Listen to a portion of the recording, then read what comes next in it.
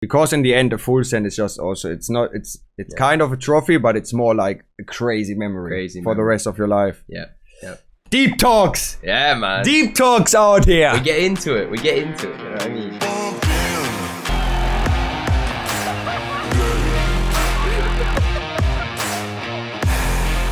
Yeah, it's the thing we care the most about. Yeah. So yeah, it's like, it's hard for the people to comprehend probably. Yeah, it's like especially you and me, out of all the others as well. It's like, this is our life. Like, I don't think about much more than the jumps. Like, how can I prepare jumps? What jumps can I do? Where can I travel to do better, like good jumps, good trainings, and then like analyze the jumps I did. Yeah, it's one of the main reasons why Jan and I are such good friends, because we're both, even for parkour athletes, we're both so passionate about it and so focused on it. Like, we match each other's energy with that, and not that many people are that obsessed with it like us. But Dom is. Yeah, that's exactly it. Yeah. Like, not that many other people that are that passionate, probably. Not many. There's a few. Dom's one of them, but yeah, Dom is one of them. I remember once Ethan Blondell told me that I was the most passionate freerunner he'd ever met, and I was like, oh,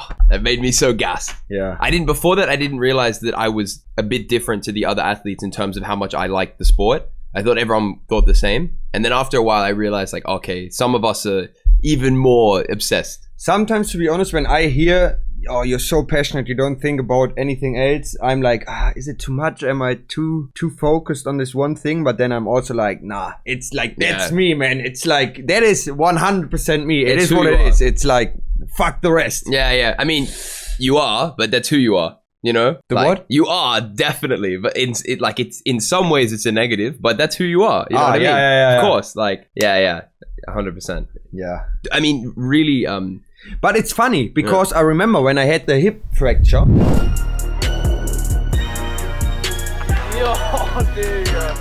Rechtes Bein, Hüfte.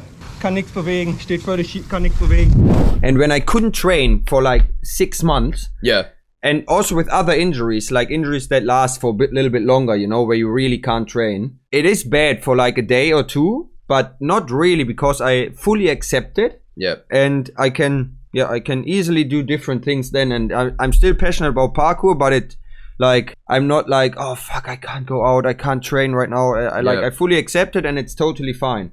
Whereas now, where I'm fully in shape and I can train, it's like I couldn't imagine not doing it, you know? Yeah, I fully know. And when you got really injured the first time, I thought you'd be way more depressed and fucked. Not at all. You did it well. The first big injury I had for a whole year with my knees, like, I was really depressed. And after that, I learned how to deal with it better. But I was impressed as well with the way you deal with it, because when you, in English, we say you put all your eggs in one basket. You put everything into one thing and you can't do that thing. It's a huge problem, you know? So being able to do other things as well is sick, and enjoy life in other ways, because we can't always train parkour to a super high level. Yeah. And one day we won't be able to do the train the way we train now as well. Are you scared of the day? Like, it won't be one day, because it'll be a slow progress. Exactly. Now I'm not. Except you injure yourself badly and you can't train after the injury anymore. Then it's like that day, but it's probably a progress.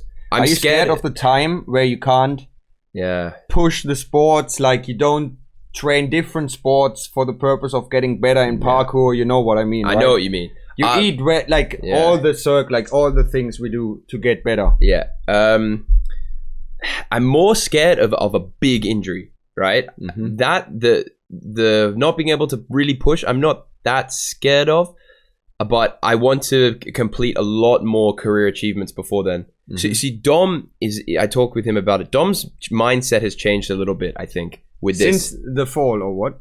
Since his fall on his head. Maybe since the fall, but also since he's getting a bit older. He's still able to do top level stuff, but he knows he's completed most of his career. Not that he's not at top level, he is, but he knows that most of his best stuff he's ever done is behind him. Maybe he does 5-10 more amazing things, maybe more. And you can see it in his mindset. So I think for me, when I get to like my mid-30s, if I can look back and say, I really did so many amazing things, I'll be okay with it. It's more about how much stuff I did in my career that I really feel like I tried as hard as I could. Yeah. I think it's comparable to, like we were talking yesterday, we watched the Euros with Ronaldo, and we talked about Cristiano Ronaldo and that he went to Saudi Arabia, Messi goes to America, and their career is slowly fading out. They don't like quit their parkour at their peak, just as Toni Kroos did. He's on the peak of his career, won the Champions League, like he's on the very peak of his career and says, okay, that's it. So he'll be always remembered. He'll be remembered from others, and also he leaves for himself at the point where he's like, it's like, I can't get better. I keep that in memory, and that it is how it is. So but it's like, I think if you're that passionate, and it's also hard because you always want to do like more, and like it depends. You can't convince yourself that you're done. Yeah, I think, you know, I think you're right, and it depends on the sport and the athlete. For people like Ronaldo and Messi going to a smaller league, I think it's okay. They continue to play, people like them, but their legacy is cemented. They will always be, it doesn't matter what they do now, they'll always be that good, and it's okay. But it depends on the sport. Like, it's like what Toni Kroos is doing is super cool, but in some sports, I think it's much more important to quit while you're good. Yeah, true. Like football. Or what do you mean? Nah, less football, more individual sports like tennis, you know? And if you're always winning Grand Slams and then you're getting smoked in the first round, it's a bit more embarrassing. And particularly, we've seen it a lot in, I watch a lot of fighting, MMA. You see that because these guys, they don't lose for like 15 fights, amazing champion. And then it's a very short period, your peak. And then after that, then they get knocked out 2-3 fights in a row. And you're like, oh, you know, and it's bad for their mind and everything. So some sports like that, particularly fighting, is you really need to know when to quit. And usually they don't know when to quit. Yeah. And it's sad. Because it's hard. Yeah. Because you want to keep going. Yeah. And you can't tell yourself that you're not. It's done. Because I think most professional sports people are afraid of that point. Because until that point, it's been everything they had in their life. Yeah. And I think it's more or less the same for me. Because if I'd said, now, for example, if I'd say, now, I'd quit parkour, it's, I don't know. It's like my whole life would change dramatically. Because every sport I do, I somehow see the purpose. Like if I go for jogging, lifting, I don't lift much, but you know, like it's all, it's to get better. I go swimming. Everything I do is like to become a better athlete and to become better at sports. Yeah. So losing that is like, And I think that's an interesting thing for the viewers to understand, because a lot of people might just see you as an entertainer, you know, and what you do is to entertain people and for views and stuff. But it's really not about that. It's about achieving as an athlete for you. You know what I mean? Yeah, 100%. It's so fucking sick that I can be a full-time athlete because I entertain and shit. But what is deeply in my heart and my soul and whatever is. Yeah, like being an athlete, that's all I more or less care about and want to be. Like I want to become the best athlete I can. It's 100%. Been my dream. What was your dream as a child to like for a profession, and like if you're at this age? It's an interesting question. I think being an athlete maybe at some point, but it was more focused on like being able to continue doing what I'm doing as an athlete, and then for the last like at least 5 years, maybe more, it's been focused on being a filmmaker. So that's the other thing that doesn't scare me as much, is if I'm happy with like all the stuff I've done in my parkour career, then I can really focus on filmmaking as well after that. Because I can't do them both at a high level at the same time. Like it's really hard to have full focus on one. So I'm excited for after parkour, but I do still think parkour is the best. Because for me, it's always like back then, it's always been the dream to become a professional athlete. Like it was always to become a football player, because I used to play football for my whole life as a kid, you know. I was a fanatic football fan. I played football every day, and it's just, but I didn't push it that much because I then started to play tennis. Then tennis was a little bit like what I wanted to do more than football. And then at some point I said I want to become a professional tennis player, but I was nowhere close to like become a professional tennis player. I would have been closer to become a football player probably. And then at some point I discovered parkour, and it's like everything like quickly like I saw parkour, that's exactly what I want to do. And, then it like the dream was alive again, you know. Become a professional athlete somehow, and it's fucking sick. Yeah, I think actually for me it was the same. When I was a kid, really a kid, I was obsessed as well with becoming a professional athlete in some sport. And I did like different sports. I did like taekwondo and this and that. And then it was BMX. I was really obsessed with BMX, becoming like sponsored, and then parkour as well. But it took me a while to have the dream with parkour, because it took me a while to really find good people to train with and start getting to a good level. But yeah. No, I think as a kid I had the same mindset for sure. No, I mean, it's the dream of most kids. I was back then, I was always like a little bit, I was dealing with a few kids or a few friends of mine that were really good at sports, and that they were on the way to become professional in different sports. And what you hear nowadays, when like these top youth athletes just suddenly say, no, I stop my sports because they want to hang out with their friends and stuff like this. To be honest, I was always like, same. Why? Like, how can you do this? This is my absolute dream. I do everything to like have to that do talent. that. Yeah, exactly. And to like do sports the whole day to like achieve this big thing. But yeah, it's what it is. Yeah, 100%. Yeah.